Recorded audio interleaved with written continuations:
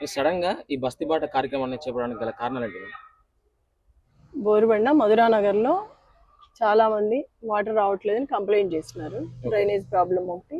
ఇవన్నీ చూద్దామని చెక్ చేయడానికి వచ్చాము.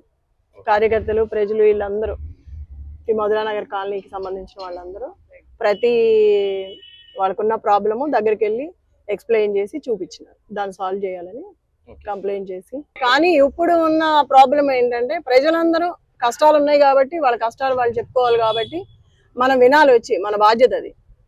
అందుకని ఇక్కడ నాకు అర్థమైంది ఏంటంటే ప్రతి గల్లీలో పక్క గల్లీలో వాటర్ వస్తున్నాయి, యువతల గల్లీలో వాటర్ రావట్లేదు. అంటే ఈ లైన్ అంతా బీఆర్ఎస్ ఓట్లు బండి, ఆ గల్లీ అంతా వేరే పార్టీ బండి. అంటే పార్టీల పరంగా ప్రజల్ని ఇబ్బందులు పెడుతున్నారు.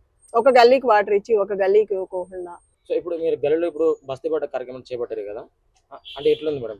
మీరు చూసారు కదా లైవ్‌లో. ప్రతి ఒక్కళ్ళు సమస్యలు ఉన్నాయి, ప్రతి గల్లీలో సమస్యలు ఉన్నాయి, లేని వాళ్ళు లేరు.